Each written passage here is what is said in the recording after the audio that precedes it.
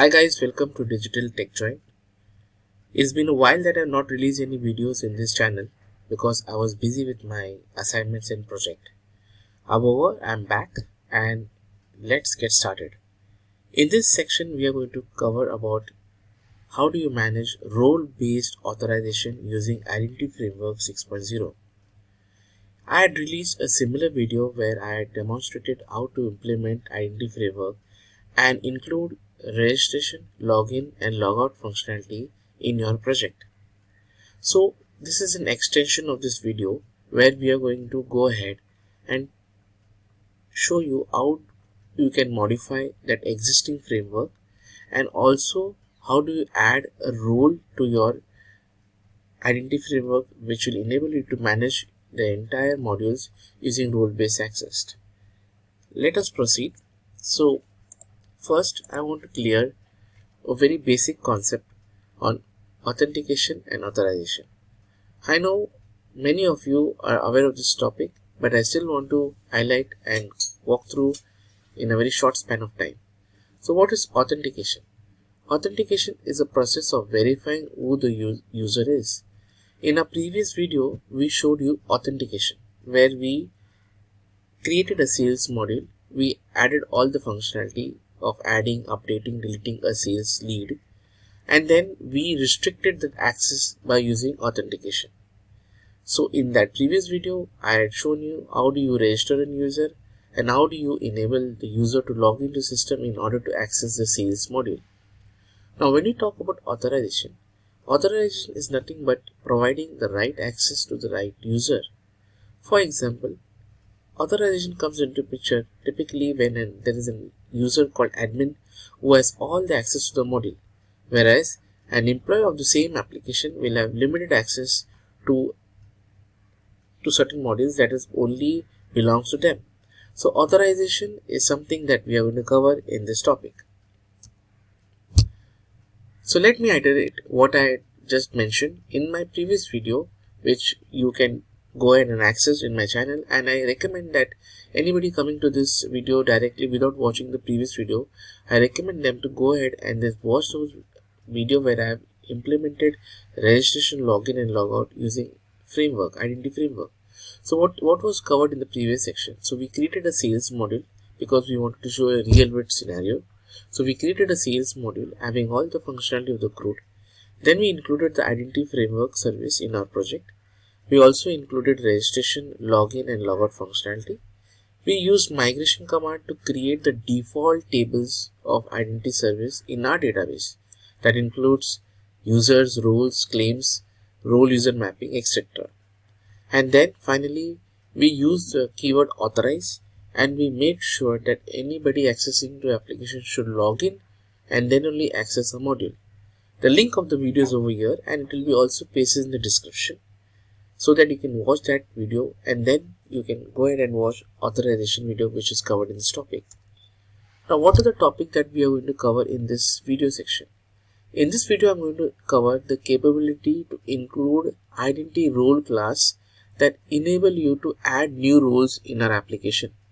We will show how do you create a new roles, and then very important, we are going to modify the registration module, the default registration module, which gives only the capability to add the email and your password and your confirm password.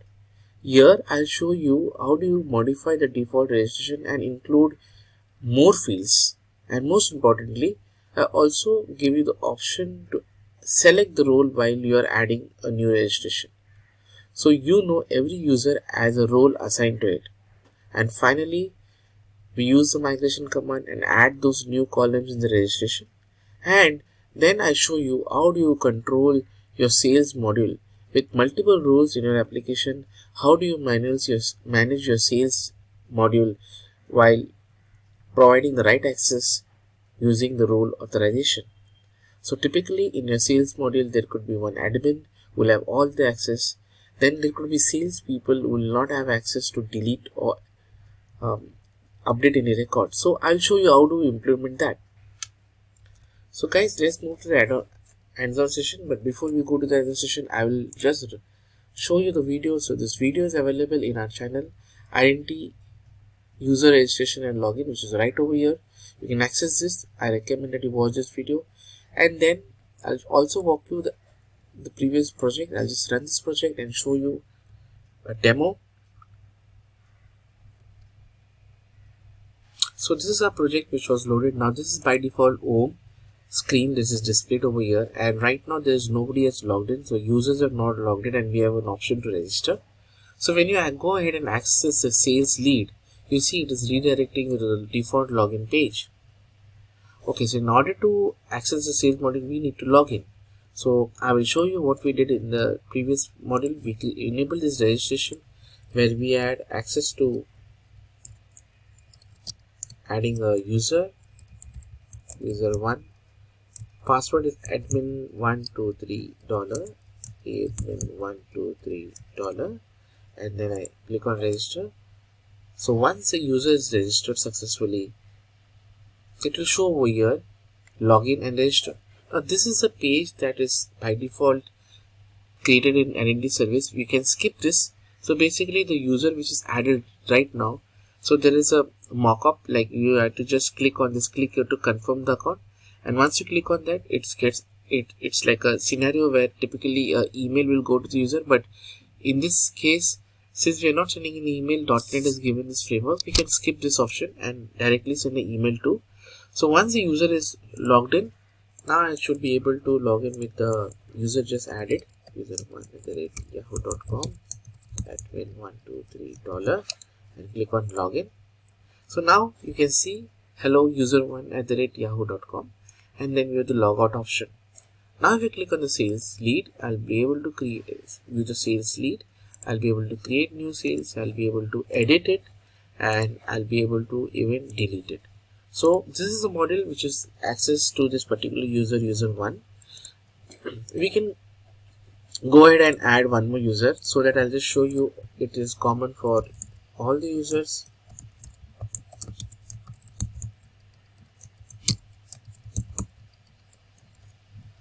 So this user2 is also added, and I just click here to confirm the account. Once it is done, I'll just use user2@yahoo.com and admin123.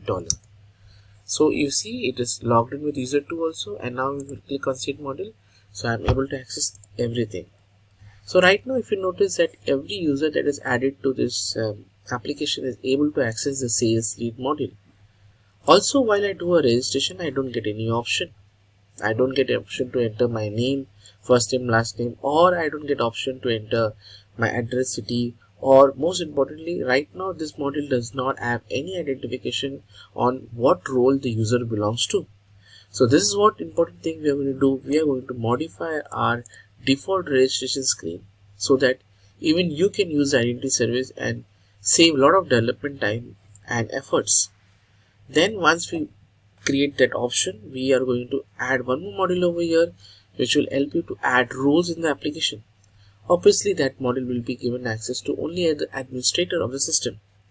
Now enough of talking and enough of all the demo which I showed to you. Let's deep dive and start modifying this project which I created over here to include the option which we just discussed. Before we go into that, I would like to show you database. This was a database created in the previous table, and these were the default tables that was added after our identity service was included in our application. And this is a sales model table, right? So let's go ahead and make the changes in our project to include the new features that we just discussed. So guys, the first step that we want to do is that in our project we will need to include the capability of enabling roles in our project. Let us go to program.cs and see our code which we had written to enable registration and login. So here is a code which was added by the identity framework, which says build a service add default identity, and it is injecting the identity user class. Now identity user class manages the user registration, validation, logout, session management and everything. But in order to include our roles, we need to also inject the identity role class. Now if you notice here in the bracket we have option sign in require confirmation confirmed account. So this is a point where users are asked to click on the confirm, and then only the user gets added in the database. We actually don't need to do this. We can do that in the later section, where once the user does a registration we can send a mail real time, so that we don't want to get into this mock environment where we have to click on the link to confirm the user. So in order to remove that, we simply need to remove this option over there and add the capability of identity roles. So in order to do that, just say add, click on add default token providers, because we need to manage our token, and then enter and say add roles, and we are going to pass identity role.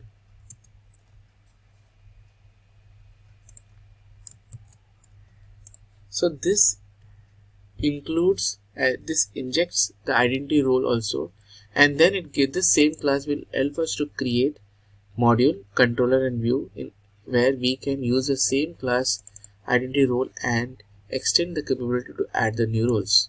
So once this is done, we'll rebuild it once, and then we'll create a controller class for providing option to the user to add new roles.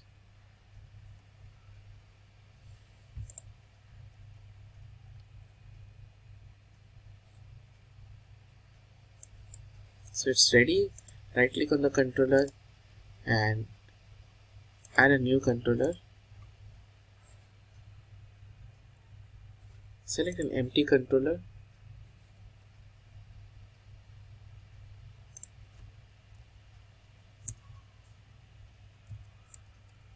and name it as whatever you name want to give, but I give app roles. So this is the name of the controller, app roles. So here the controller is enabled. Now what we need to do is add the references. So I'm going to add Microsoft.authorization. So yes, this is important. You need to add authorization, and then you need to add Microsoft core and identity and my class. So this is my controller class app roles. So what I'm going to define is I'm going to declare a variable as private read-only role manager, and I'm going to use identity role. So this is a variable which is defined, and now I'm going to use the constructor ctor tap, and then the constructor is created, and here I'm going to pass the role manager, and I've initialized this variable over here. So once this is done, first I need to list down all the role managers in the system. So in my index screen, I'm going to simply say var roles. I define a variable, and I just call this underscore role manager and say roles, and I pass this to my view. So this becomes list all the roles created by users. Okay, so once this is done, I'll go ahead and create one more method to create new role. Now this will be a post method, so I just specify post, and I'm going to create public action and create.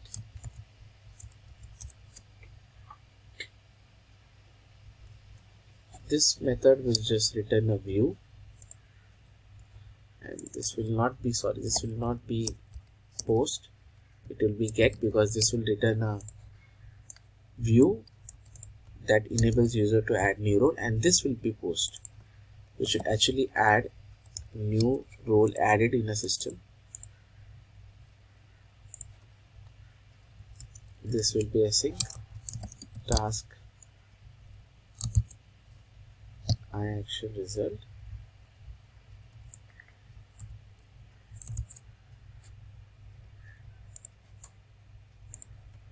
and we are going to pass identity role. This will be a model. So first thing we need to, before we create, we need to check whether this role was already available. So we are not going to create any duplicate role in our application.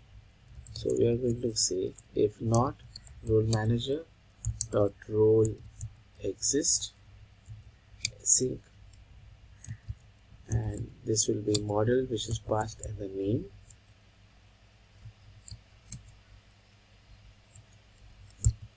get emitter dot get result. So if it does not belong, then it will enter this code, and here we are going to say role manager dot create async new identity role, and we are going to say model dot name and same get results.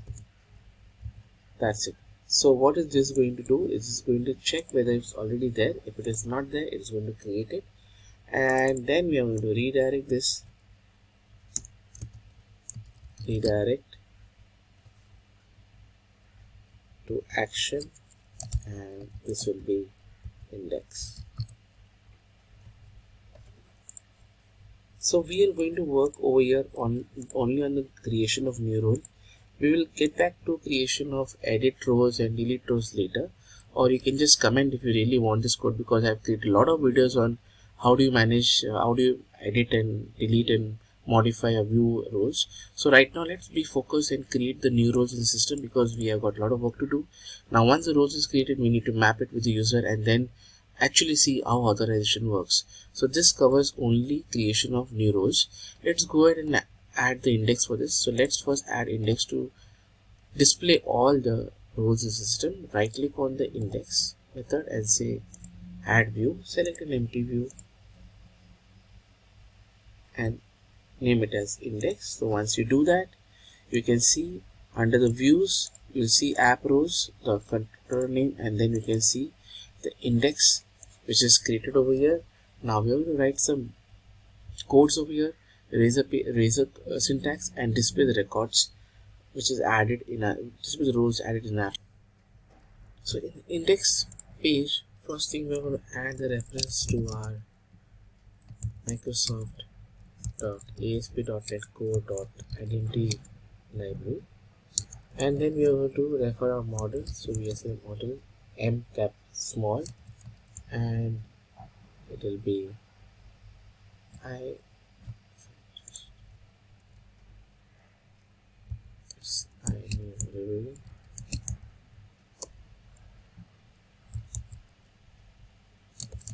identity role. Fine. So we added this because since we are going to show multiple records, so we have used the IEnumerable class and we are injecting the identity role. Now we are going to just write a couple of razor page code. View data. This will be our title.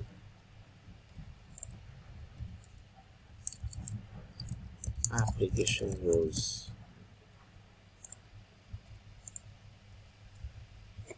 Right, so this will be our heading. So our heading will be view roles, and then we use the p tag, and here we will add a button action as create. This is still not created. This is created in our controller. Yes, we are and create a role.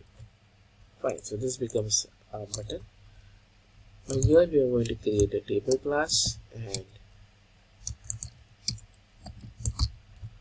repopulate. This will be our heading,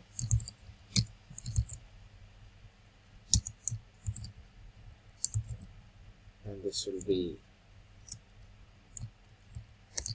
html.display name,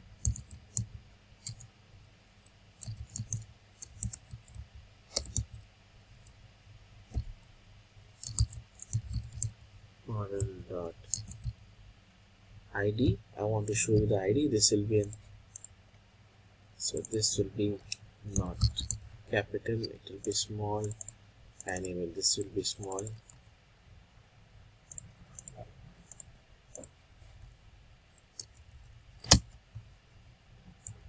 Display for, got it. And then similarly we'll have one more heading which will show the name. So we just copy this and then we paste it, and this will be name. Got it. So this is our heading. Now we go to the row section.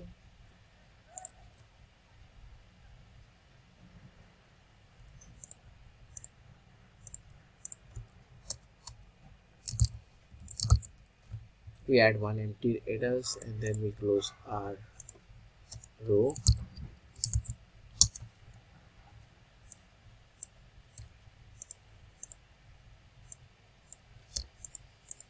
Fine.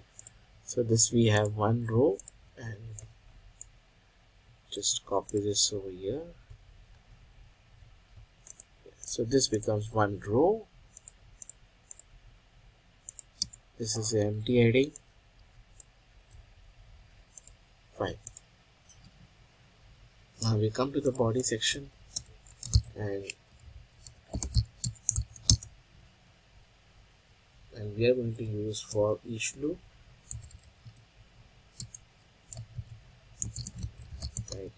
And this time the model will be capital.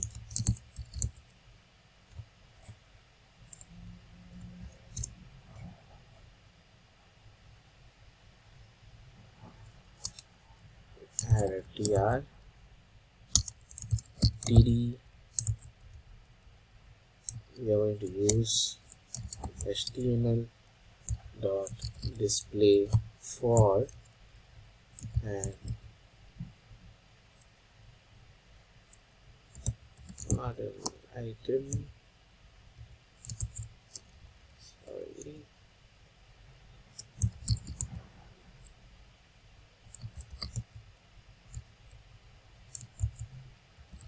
item dot id. So this becomes one section, and then we have one more tr, and this becomes our name.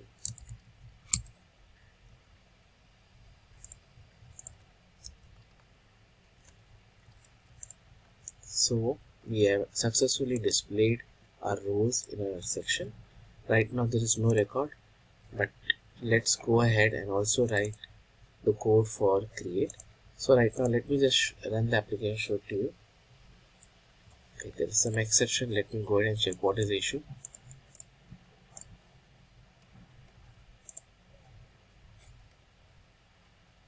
Maybe let me go and check the inputs.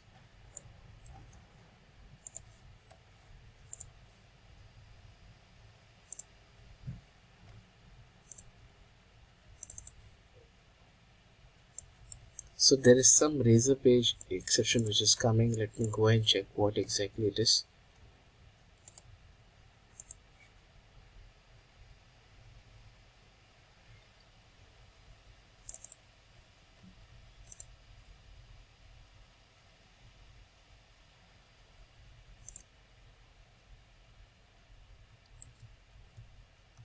Guys, I found the issue. The issue was because in our app rows controller, I added this reference using ASP.NET Core. So this is a wrong reference, and because of that there was an exception. I'll just show the exception right to everybody. So I'm just not removing this. I'm just running the project, and you'll see the exception coming. Yeah, this is the error, but very surprisingly .NET is not showing exactly where the issue is. It's just showing 0 errors. But then I found it, so I removed this line, and we'll go back to our app role index page where we have written a code to display the records. So let's go ahead, and before we run this project, let's go ahead and add this roles link in our common layout page. So go to shared folder, there's a layout, and we have home and we have privacy over here. So what we need to just copy this sales lead and just paste it top of the sales lead, and this will be our controller will be app roles, and this will be index, and this will be roles.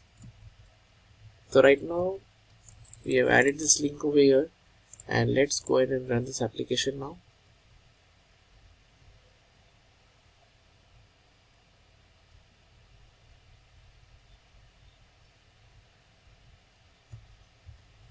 So we can see the link over here now, roles. We click on that, and right now there is no record, so it will show empty.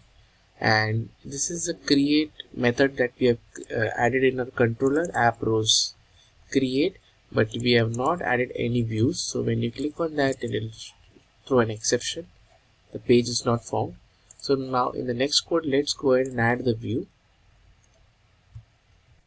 So in order to add a view, just right click on the create HTTP get method in our app rows controller, right click on create and say add view, create a razor view empty one and name it as create. So this is a create view. Here we are going to first add the reference. So we are going to say using Microsoft.asp.NET Core and identity, and then you refer the model, so M capital and an identity role. This time you are not taking an I enumerable class because we are dealing with a single record. Identity role, yes. And here I'm going to just paste the HTML code, which is pretty straightforward. So we have added a class which is when we are using a form method post, and this is a create role. We have only one field called the name, which will be the role name within validation, and a button submit, which should actually call post method over here and create the record. Let's have a breakpoint over here, and now since we've added this, let's go and run this application, and let's create one role and see it in the listing page.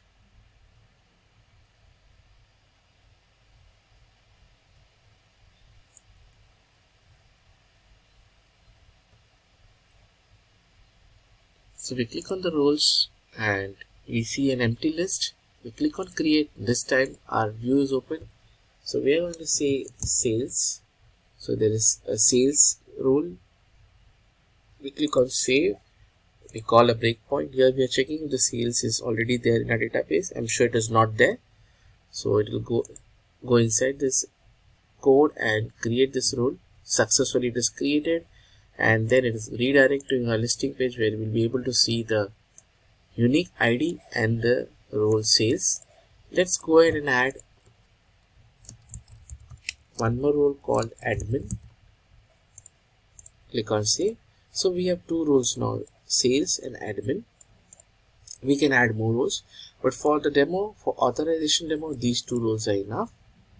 Now in the next session, since our roles is created, let's go ahead and now in the next session add the capability of selecting the role while we are doing the registration, and then basis that we are going to use the authorization part over here, okay, and manage the authorization between the sales and the admin. Now if you notice, sales mode is easily accessible to everybody even if you're not logged in. So in order to restrict that, let's go and add the authorized tag so that it redirects us to the login page. So in order to do that, we have to use this authorized keyword, come to our app roles just right above the controller, and we just paste it. We'll have to save it and rebuild it again since we have made a change in the CS file.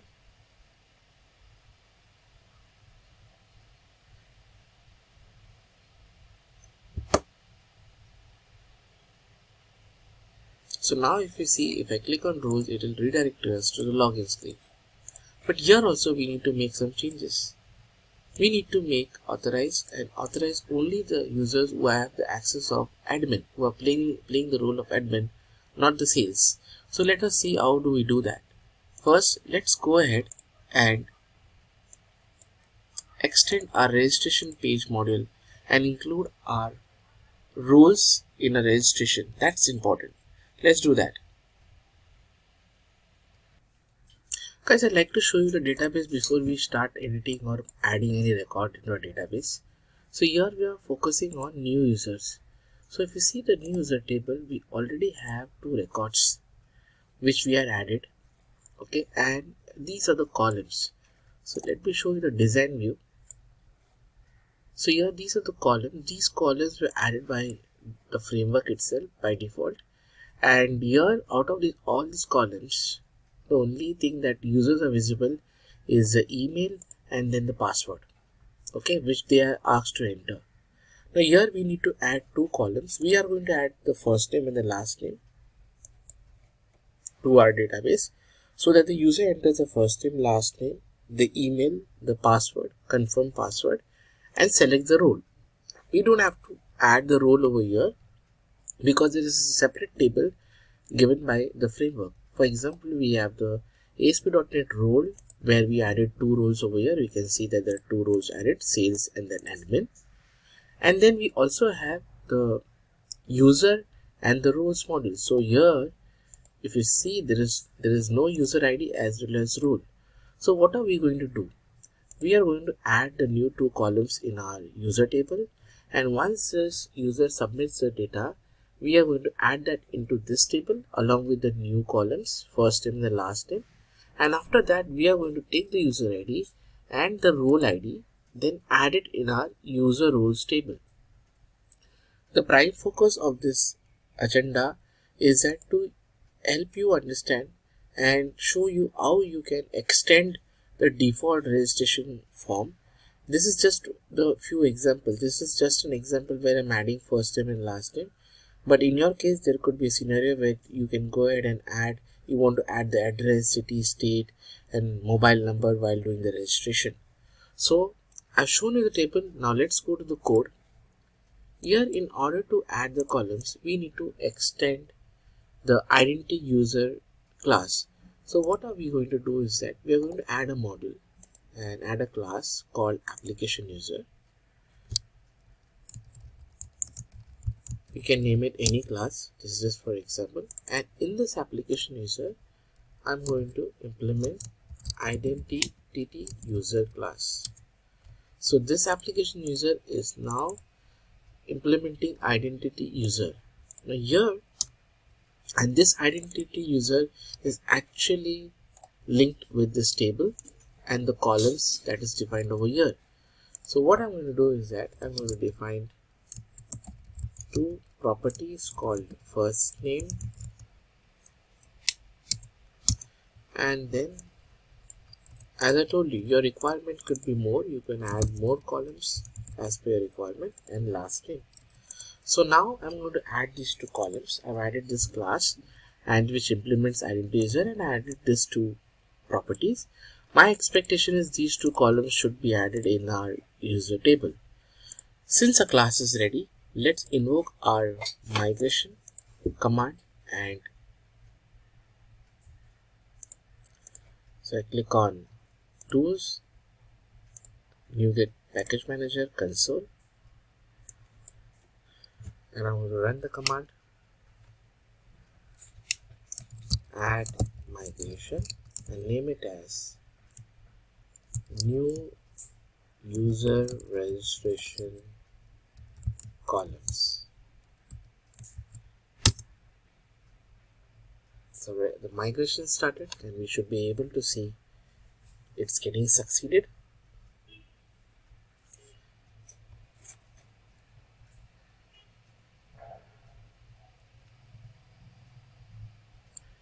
Yes, and the class is ready. The migration class is ready. Go to the migration class, new column registration, and let me go ahead and update the database.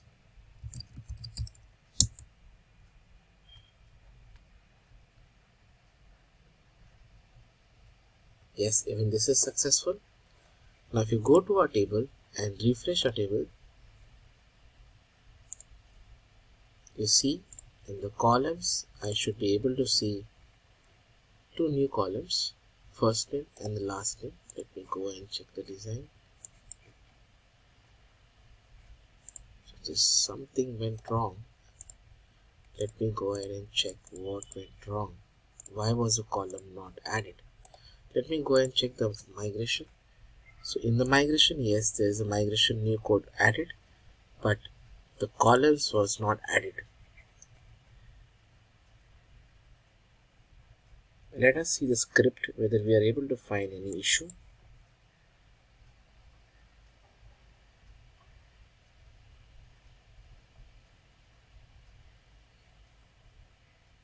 Okay, so I think let me go to the data folder, application DB context class, and I think so I have not added the table over here. Let me add that over here. So I missed adding the DB set over here. This is application user.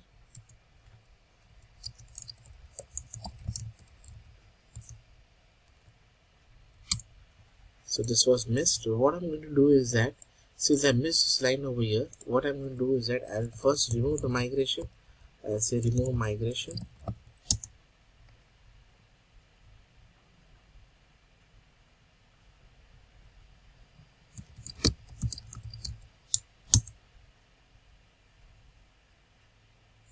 Okay, now let me go and check the migration table and just refresh it once.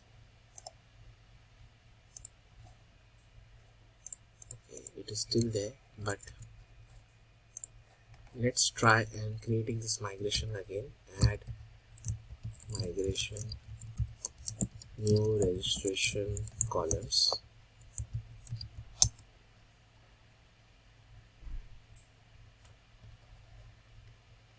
Yes, so this time you can see the columns name is displayed, and I'm sure this time you should be able to add in the database. So we say update database.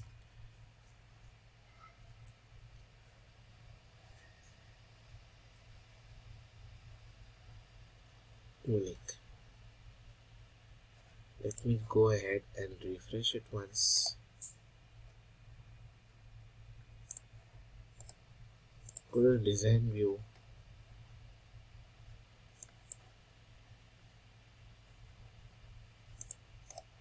Let me just delete this discriminator column and update database.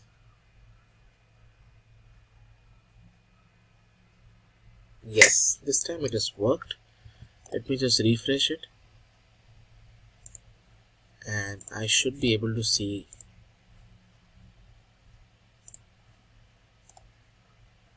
select. You can see the column is added. I'll go to design view, and you can see the column was added. So what went wrong is that while we added this new columns, it also included the discriminator column, which actually tells which is the default user and which is the user which we have added. So there's some identification, even it added these columns by default, because I had not defined that column in my application user class, and that column was already part of the table. So I deleted this manually and saved it, and then executed this command and was able to add these two columns in the database. Now we have these two columns in our database. Now let's go ahead and make the changes in our front-end registration screen. Let's close all these windows, and let's go ahead now and add the columns in our registration screen. So in order to access our registration screen, go to areas that was created by default when we implemented our identity service, and inside the identity we had added the following pages. We click on accounts. So we had added this following pages, and now we are working with the register page. So click on the register CS HTML. So here entire identity framework was developed in Razor pages, and that is why it is very essential to understand how the Razor page work. You can watch my Razor page course available in my channel, which I developed a complete module designing and developing entirely stuff in the Razor pages. So you can refer that for better understanding. In Razor page we have the Razor CS HTML page, and then inside that we have the CS HTML.cs where the code is written. Our Razor page.html implements register model. If you right click on go to definition, you can see the register model which implements page model. Now this is the code behind file for registration page, where can see it implements the identity user, and now we are going to inject the identity role over here so that user can select the role from the list. And here then, very important, we have the class called the input model, where it defines the email, the confirm password, and here in the same piece of code, in the same section, basically we in this input model we are going to include the first name, last name, and the role also. Then in the further subsequent section, where we are going to fetch the roles from our roles table, and then while we save it, we are going to add this first name, last name also over here, which is not there in the default code. And then finally, if the user is successfully added, then we are going to patch it and include that role with the particular role that he had selected. So this is a piece of code that we need to go ahead and change it so that it becomes customizable for as per our requirement. So let's go ahead and do that. So in the registration.cs code, we go to the top section, and here we first declare our variable for roles. So we are going to say private read only role manager, and I'm going to inject identity role class, and I'm going to name it as underscore role manager. So once I declare it in my constructor, I'm going to pass it. So yes, here's role manager, and here you can see it's already initialized over here. So that's quick. Okay. So once a role manager class is implemented, the next thing we are going to do is that we are going to go inside this input module class right over here, and we are going to include the first name and the last name. So we'll just copy this email and go to the top and just paste 2 times, and this will be our required. This will not be an email, this will be first name which is defined. So display name will be first name, and it is required, and this will be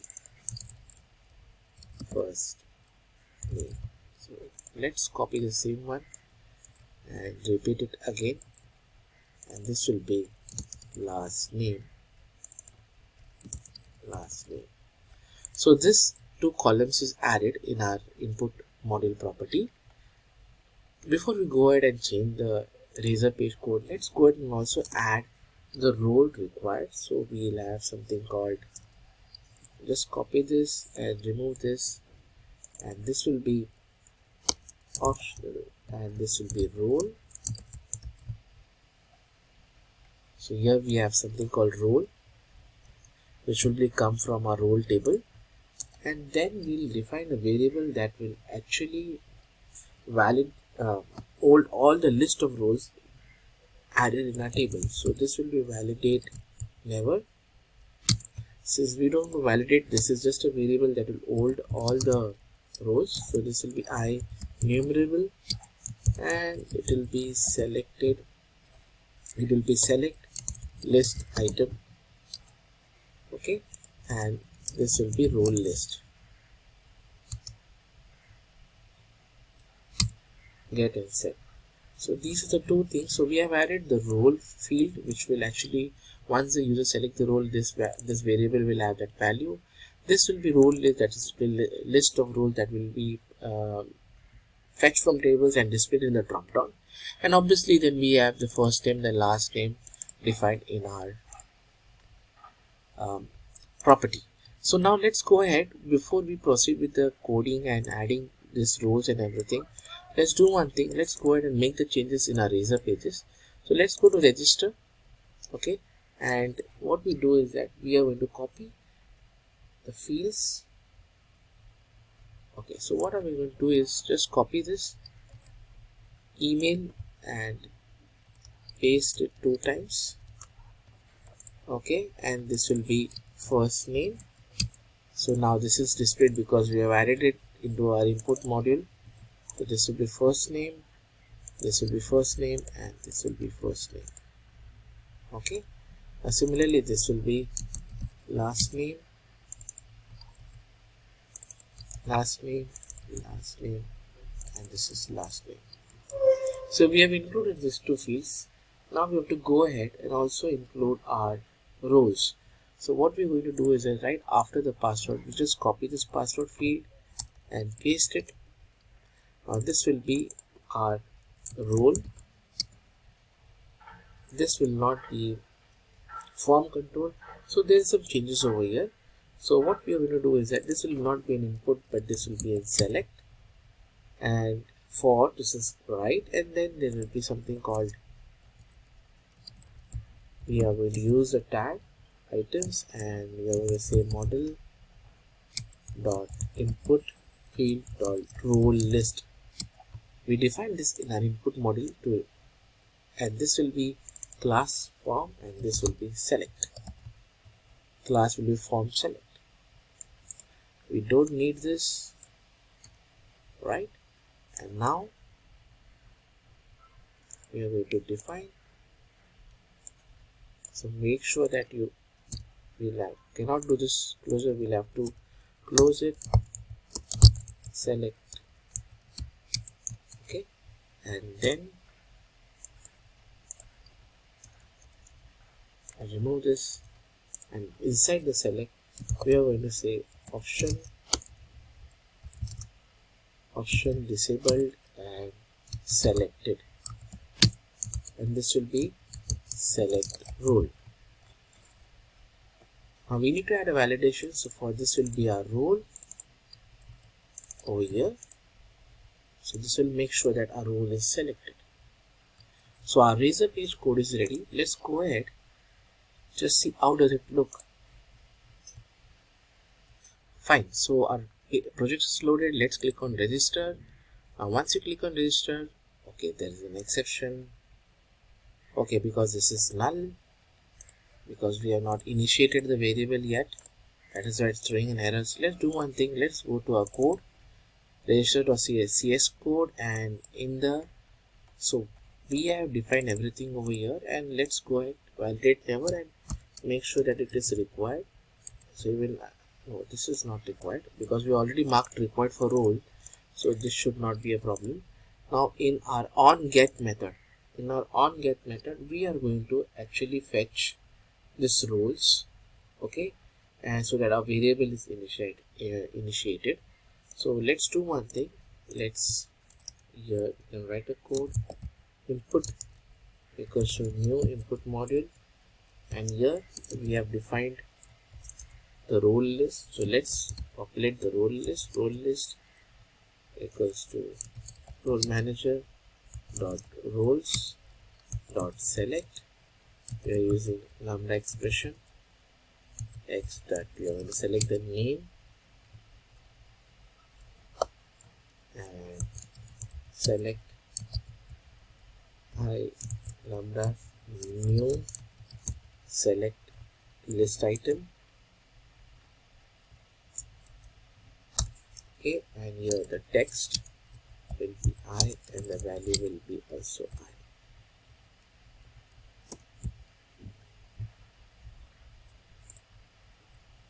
And we close it back. So what we have done is, now we have initialized, we have fetched all the rows from our role table over here. You can see our rows, there are two rows. It is fetching this in onGet. So onGet is the method which is called first when the razor page is loaded. So now since we have initialized it, let's run the application and see even the drop down having the list of values.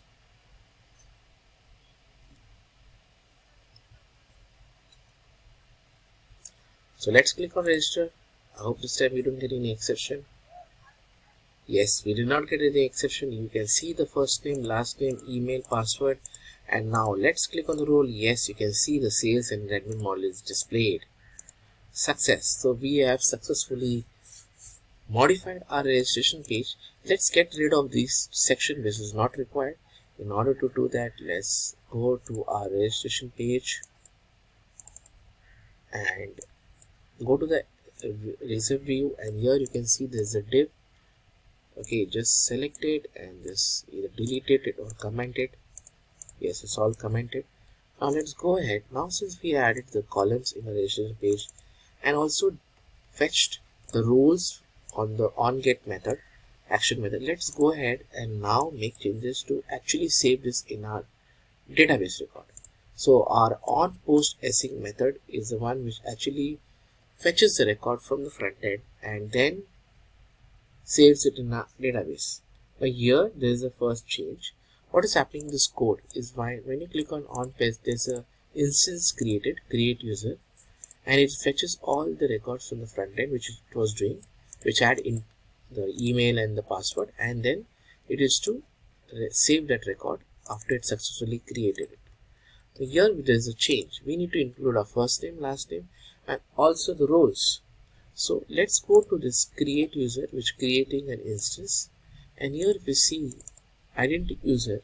So we need to make a change over here. It's no more an identity user, but this will be an application user. So because this is our class which is implementing, so identity user, as I mentioned, let me just show it to you once again so that you don't get confused. So this is identity user, but now we have a class which we created, application user, which implements identity user plus additional 2 columns. So that is the reason we are removing identity user and we are using application user, because it is also using your identity user class, and below this code create instance we are using application users. So once this is done, we come back to our onPostAsync, and here we are going to make some changes. So the first thing we are going to do is that we are going to take the input after our email store and everything. We are going to take the input as user dot first name, and this will be our input dot first name, which comes from the front end, and similarly we use for last name, and similarly we use for the last name. So once the value is done, what happens if the record is saved? As I mentioned, first it will save all the record. Once it is saved successfully, here once it is succeeded, we are going to use right over here, we are going to assign the role selected by the user to this particular user. So we say await user manager dot add to roles async. We are going to say user, which holds all the user information, and then input dot role, the one we selected from the front end. That's it. These are the code. So once these two codes is written, see, our records should be successfully added along with the role mapping. Let's go and see things in action. So I'm going to create 2 new roles, one belonging to the sales team and second belonging to the admin team. So let's go ahead and click on register. Here you can see, so I'm going to add the name Robin Pet, and this is our email. This is robin@yahoo.com, and admin, as per the standard password, I'm using admin a capital 123 admin 123 . Here Robin is from the sales. I'm going to select sales and click on register. Yes, we are successfully added. Let us go to the database and see what has actually happened. First, let us go and select the users table. Here you can see Robin is added, and here if you scroll right to the extreme corner, you can see Robin and Pet. So this name is added. Now if you go to the roles, you already add all the roles. We add sales and admin. But if you go to roles and user now, you'll see the mapping is already established. So you see this is user ID, that is Robin, and this is the sales role. Let's go ahead and also add one more user. Let's call him Alex, Bob, and Alex yahoo.com admin123 admin123 and let Alex be part of the admin team and click on register. Great. So now we have two users. Now we have created roles, which is right over here. So Alex is a admin role. So let's go ahead and log in. So now what is this happening? Let me just, yes, sorry. So Alex is logged in and you can see there are two roles. Now we have something called sales, where we have restricted only we have not done any restriction as such. We have just made sure that anybody logging in should log in then only, but we have not added any role level access to the sales module. Now since we have the roles module, we have the user app selecting the roles, and then we have the roles and the user mapping. Let's go ahead and make the changes in the sales module and show you the process of authorization. Let's close all these things and let's go ahead in the controller, go to the leads and the sales module. Here we have added something called authorize. So what does this do? It makes sure that you log in, then only you get access to this module. But now we need to make some changes so that we understand how the authorization works between the admin and the sales roles. In order to add the roles, generally what we do is that you say authorize, parenthesis box, and then you say roles, and then you say admin. So what does this do? 1 minute. It's not box, it's bracket. So this is how you say roles and you say admin. What does this code do? So what will happen is, when I have defined a roles called admin and the sales, now I am telling this module that only admin should have access or sales should have access to this module. So let me show you demo. So I'm going to just run this and I will log in as Alex and see whether I am able to access the sales module. Let me do one more thing. In the admin module, in the roles module, app roles module, let me authorize this for Alex. So I say roles and I say admin. So I have given one access to lead to sales and next module to the admin, and I'm going to log in as Alex.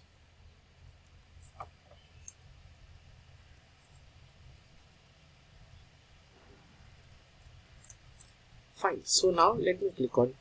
So if I don't log in and try to log in, it will not work. If I try to click on sales, it will not work to redirect. So I click on login and I log in as Alex.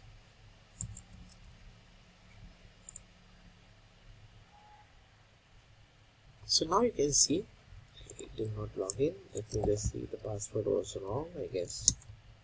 Yes. So now Alex is logged in.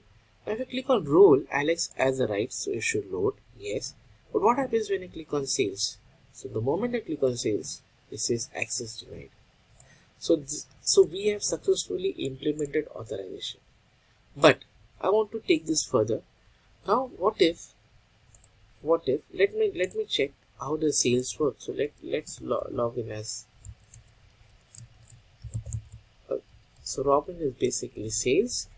Let's go and validate. So you try to click on sales module. Yes, it is loading. But if you click on roles, it will not load. Fine, it is working. But what if I want a scenario where I want to give access to both the roles, admin as well as sales, to the sales module, but I want to restrict certain action. For example, I want to give the sales module access to sales team as well as admin team. However, only admin team will have access to delete the record. How do I do that? So let's go ahead and do that. I'll show you how to do that. So in order to do that, let's go ahead and include in the authorize session. Let's go ahead and I just add sales. So these are the two roles. So these two rows will have access to our index. So in index, that means that both will be able to access the record. They both will be able to create records. So let me go ahead and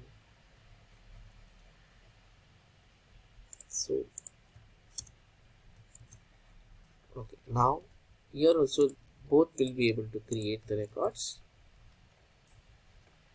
Sorry, this is not the module which, sorry, this is role modules. So this will be always, roles will be always admin. We'll go to a lead module. Here we are going to remove this from here, and we are going to say index will be all both. So this will be sales. We copy this. We use the same thing for details. Both will be able to see the details. Both will be able to create the sales.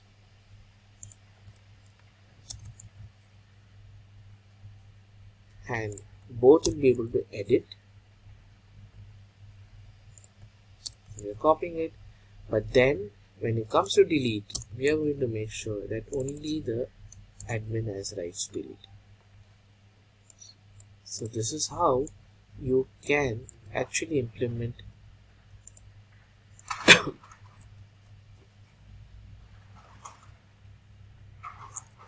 so admin. Now let us go ahead and run this application and see what exactly, how this behavior of this authorization works in our sales module. So the project is loaded. I log in as, say, a sales. Okay, I logged in. So obviously you will not have access to the rules because that's an admin access. Let me click on sales. Yes, he is able to see the sales module. He is also able to create a sales module. Let me add some record.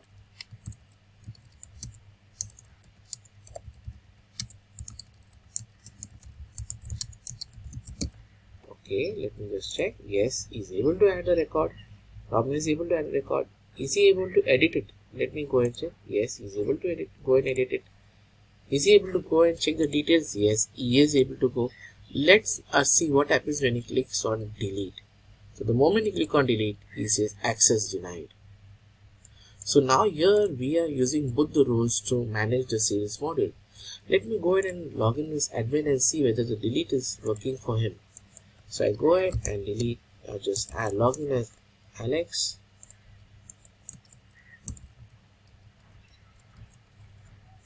Let's go to admin $123. Let's go to rows with accessible. Sales, yes, accessible. Let me go ahead and check whether I'm able to click. The admin is able to delete it. Yes, he is able to delete the record. So we have implemented this, guys, and now I think so. I'm sure you, basis this example which I showed you, you are very well able to understand how the authorization works. It took a lengthy process to explain this, but this was a very detailed step-by-step process. Why this effort was taken is that there are a lot of videos on the internet on authentication as well as authorization, but it's very confusing. I can assure you, if you watch both of my videos thoroughly, you should be able to implement the entire user management using our identity service provided by .NET Framework. And this saves a lot of your time in designing the table, managing the user's password, managing the encryption and everything. Everything is provided by .NET Identity Framework, and I recommend everybody to implement this. In this video, we showed how do you extend and customize that framework. And finally, we showed you in a very simple manner about the authorization process where we can use it in your code also. Before we log off, make sure that I have shown you an example where I have hard-coded the roles over here. But you can definitely do an homework on that, and this can be also managed dynamically. So imagine you add a role, and if you want to give a role or revoke a role for a particular module, you can do that dynamically without making any change to the code as I had done. This has shown only to clear the concept of authentication as well as authorization. Guys, thank you so much for coming to this YouTube channel of my channel Digital TechJoint and watching such videos. There are lots of videos that are planned for .NET 7.0, which is the latest framework. So please stay tuned, subscribe to my channel, like all my videos, share my channel with your friends and colleagues so that they learn and grow. Thank you so much for your time. Take care. Bye bye.